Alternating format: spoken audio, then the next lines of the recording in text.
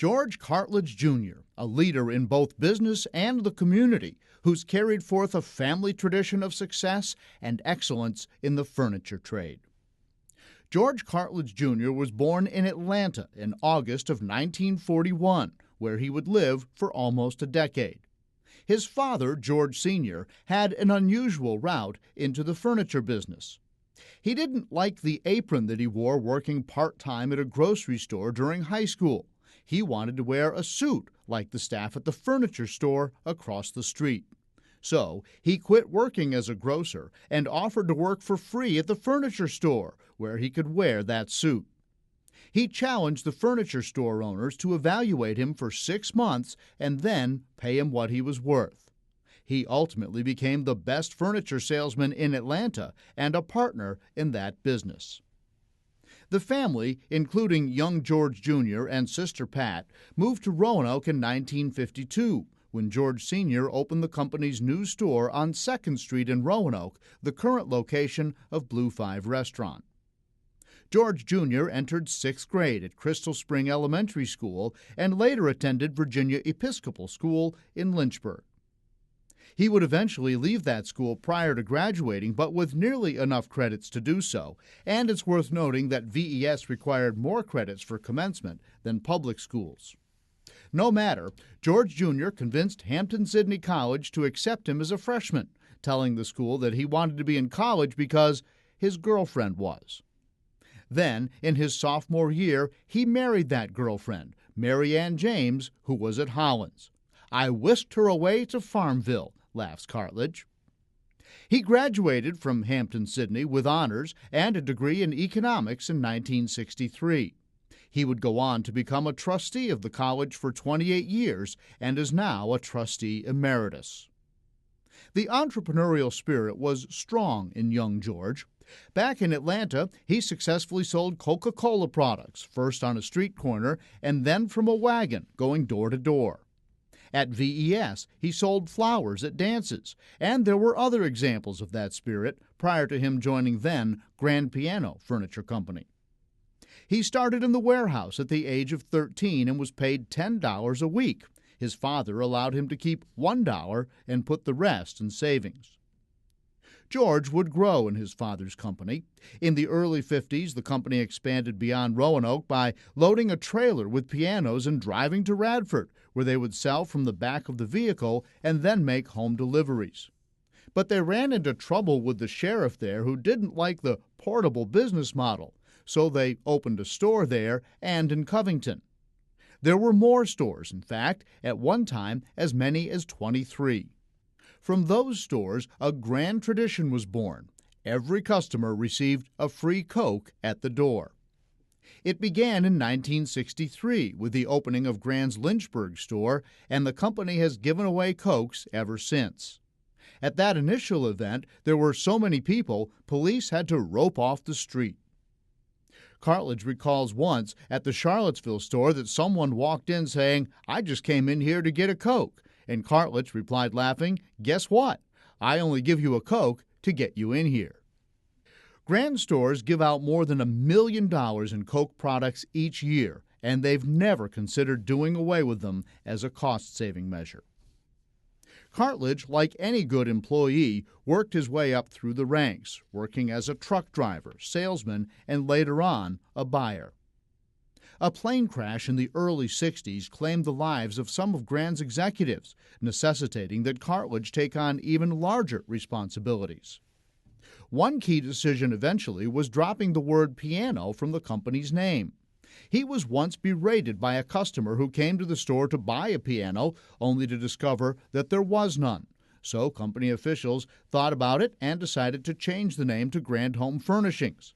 George said he figured there would be complaints about the name change, but no one ever complained. George continued the corporate culture established by his father and his uncle, built around the word family, which extended to employees and to customers. Most employees have been with the company for 35 to 45 years. When the company celebrated its 100th anniversary 2 years ago, every current and former employee and their spouse were invited to a dinner at the Hotel Roanoke. "We take care of them, and they take care of us," he said. He also notes that the company promotes from within. The executives who make the decisions have come up through the ranks, he explained. Son George III is the president, and nephew Robert Bennett is executive vice president of the corporation. Cartledge mentioned that there are co-chiefs for operating the corporation and that we're, quote, fortunate in our family that we all get along. Employees are also encouraged to give back to their communities. They contribute to the company's benevolence fund, usually from 50 cents to $2 or so per paycheck. The company then matches the amount, and periodically employees decide upon a charity to receive the money. That corporate sense of giving is reflected in George himself, who has been instrumental in successful ventures all across the Roanoke Valley and beyond. He has served on Roanoke Memorial's and Cartledge Clinic's board for almost 40 years, also serving as chairman, and he is still on the board. He is currently chairman of the board for Center in the Square and was a key figure in Center's recent capital campaign. He's also vice chair and a charter member of the Hometown Bank Board. He was president of the Rescue Mission when they funded the main building that houses most of the mission's activities, and he served on the board of the Roanoke Symphony and the boards of Explore Park and Roanoke Electric Steel for 15 years. He's also served on the boards of First Federal Savings and Loan, Dominion Bank, Roanoke Electric Steel, YMCA, Roanoke Regional Chamber of Commerce, and Junior Achievement of Southwest Virginia. He has also served as a deacon and an elder at Second Presbyterian Church. Hampton-Sydney College presented him with the Algernon Sidney Sullivan Award. He's also received the Multiple Sclerosis Society Award, the Excellence in Governance Award from the Virginia Hospital Association, and the Red Triangle Award from the YMCA. In 2010, City of Hope of Duarte, California, the leading research and treatment center for cancer, diabetes, and other life-threatening diseases, presented to the Cartledge and Bennett families their highest award, the Spirit of Life Award, for their philanthropy. Saying of the families, the support of Grand Home Furnishings is vital to City of Hope's efforts to advance research and ensure cancer patients everywhere benefits from new treatments and therapies. George Cartledge and family have made major contributions along with their furniture peers. George says City of Hope is an enormous asset to patients everywhere who face a life-threatening disease.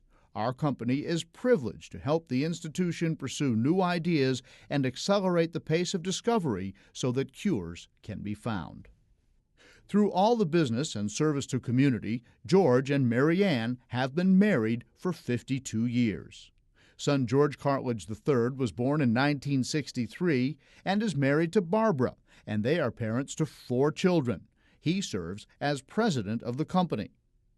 Daughter Ann was born in 1965, and she is married to Joe Hoff. They are parents to 5 children. I go to a lot of tennis matches, said George Jr., noting that 4 of his grandchildren play tennis. His eldest grandson, who lives in Florida, plays tennis internationally, and another grandson is nationally ranked. There are no couch potatoes in this family, he said. He notes that his son-in-law participates in Ironman competitions. Cartledge said that he has a trainer. I try to stay in halfway decent shape. Though it seems impossible, George enjoys several passions in his leisure time. They include fishing, photography, golf, and cars, which led to a relationship with the Woods brothers and NASCAR. He takes photos, he says, for the fun of it, and some of his best are those of the family. It's a life and management style that has led to success in the furniture business. We're sound financially, he says. Grand has survived recent dramatic changes to the U.S. furniture industry because of, quote, our customers and our employees. Also, because the company is managed in the same conservative manner as the elder Cartledge, who lived through the Depression. We don't take anything out of the business, George explained. If he has any advice to young business people, it's to treat people like you want to be treated. Keep cash on the balance sheet, and find a job and make it into something important, rather than looking for an important job. Philosophies that have landed George Cartledge Jr. in the Junior Achievement of Southwest Virginia Business Hall of Fame.